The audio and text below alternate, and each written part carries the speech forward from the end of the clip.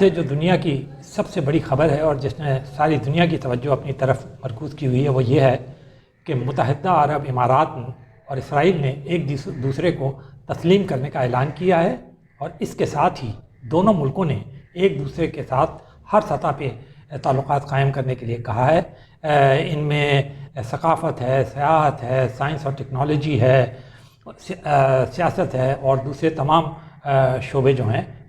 شامل ہیں۔ اور اس کا اعلان جو ہے وہ متحدہ عرب امارات کے ولی عہد شہزادہ زاید بن نہیان نے کیا، اور اسرائیل کے وزیر اعظم نیتن یاہو نے کیا، اور امریکہ کے صدر ڈونلڈ ٹرمپ نے کیا۔ یقینی بات ہے اس کے اثرات جو ہیں وہ مڈل ایسٹ پہ بھی ہیں، اس کے اثرات دنیا پر بھی ہیں، اور اس کے اثرات مسلم دنیا پہ خاص طور پر ہیں۔ تو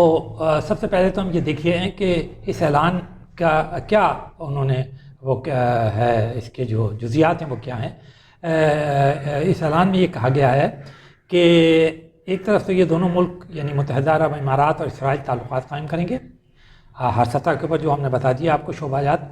دوسرے یہ ہے کہ ان کا کہنا یہ ہے، اس اعلان کا کہنا یہ ہے کہ اس سے مڈل ایسٹ کے اندر جو امن کا جو پروسیس ہے، پیس پروسیس جو ہے، اس کو تقویت حاصل ہوگی، اور وہ جو اسٹیل میٹ آ گیا ہے، جو جمود طاری ہو گیا ہے عرصہ دراز سے، جب سے کہ فلسطین کی اسٹیٹ اور اسرائیل کے درمیان بات چیت جو ہے وہ بالکل ختم ہو گئی ہے، وہ جو ہے وہ ان کا خیال یہ ہے کہ اس سے اس جمود کو توڑنے میں مدد ملے گی۔ گو خود محمود عباس جو کہ صدر ہیں فلسطین اسٹیٹ کے، انہوں نے اس کو کی بڑی زبردست مذمت کی ہے، اس اعلان کی اور اس تسلیم کرنے کی۔ دوسری بات یہ ہے کہ یہ بھی کہا گیا ہے کہ غرب اردن یعنی ویسٹ بینک کے اوپر جو اسرائیل غیر قانونی بستیاں آباد کرنے کے لیے جا رہا تھا اور اپنے میں شامل کرنے کے لیے جا رہا تھا، اس کو اب نہیں کیا جائے گا، اور یہ سلسلہ جو ہے وہ ختم کر دیا جائے گا۔ تو اس طرح متحدہ عرب امارات کا کہنا یہ ہے کہ ایک بہت بڑی چیز، بہت بڑی رکاوٹ جو ان دونوں کے درمیان تعلقات میں ہو رہی تھی کہ وہ جو غیر قانونی بستیاں بتائی جا رہی تھیں اسرائیلی غرب اردن کے اوپر، وہ جو ہیں وہ ختم ہو جائیں گی۔ تو یقینی بات ہے اسی طرح امریکہ کے صدر کا کہنا یہ ہے کہ یہ بریکنگ دا آئس ہے، یعنی برف پگھلنے کی ہے، اور ان کا کہنا یہ تھا کہ یہ جو اس کا جو معاہدہ ہے وہ امریکہ میں وائٹ ہاؤس میں ہوگا، اگلے ہفتے ہوگا یا عنقریب ہوگا۔ تو دوسری بات۔ تیسری بات یہ ہے کہ اس کا جو ری ایکشن ہے وہ یورپ کے اندر لوگوں نے، زیادہ تر ملکوں نے ویلکم کیا ہے، اور یقینی بات ہے جو ہم نے آپ کو بتا دیا، فلسطین کے اندر اس کی مذمت کی گئی ہے، حماس نے اس کی مذمت کی ہے، ایران نے خاص طور پہ اس کی مذمت کی ہے، اور مسلم ممالک کے ری ایکشنز جو ہیں وہ ابھی آ رہے ہیں۔ لیکن ہمیں آپ کو یہ بتاتے چلیں کہ اب تک جو ممالک جنہوں نے اسرائیل کو تسلیم کر لیا ہے وہ کون کون سے ملک ہیں۔ سب سے پہلا ملک جو تھا جس نے اسرائیل کو تسلیم کیا تھا، اس کے وجود میں آنے کے کچھ عرصے بعد ہی، وہ ترکی تھا۔ اس کے بعد 1979 کے اندر مصر نے اسرائیل کو تسلیم کیا، اردن نے تسلیم کیا، اور 1994 میں، اور اب موریٹانیہ نے کیا، اور اب جو ہے وہ یہ متحدہ عرب امارات نے کیا۔ یہ اس کا تھوڑا سا پس منظر اگر ہمارے ذہن میں آ جائے تو بہت کلیئر ہے۔ اگر اس کو بہت غور سے دیکھا جائے تو در حقیقت یہ شام کی جو خانہ جنگی تھی، جس کے اندر 5 لاکھ سے زیادہ مسلمان شہری شامی ہلاک ہوئے، اور کوئی تقریباً 40 لاکھ سے زیادہ جو ہیں وہ بے گھر ہوئے، پناہ گزین ہوئے، اپنے شہروں میں بھی، اپنے ملک میں بھی، اور سرحدوں پہ خاص طور پہ جس میں ترکی جو ہے وہ ہوا، اس میں سائڈیں لیں ترکی نے ایک طرف،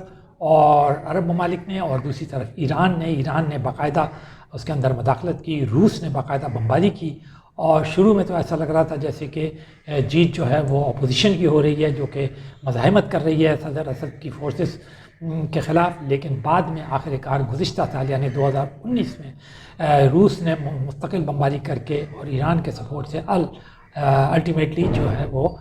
صدر اسد کو تقریباً فتح حاصل ہو گیا. اب ایک چھوٹا سا ٹکڑا ہے ترکی کی سرحد کے قریب جو کہ ان کی دسترس سے باہر ہے. لیکن اس شامی خانہ جنگی کا نتیجہ بعد میں یمن کی جنگ کی صورت میں نکلا. اس میں پھر ایران اور عرب کا کانفلکٹ ہوا اور اسے ہی کہا گیا کہ یہ جو ہے یہ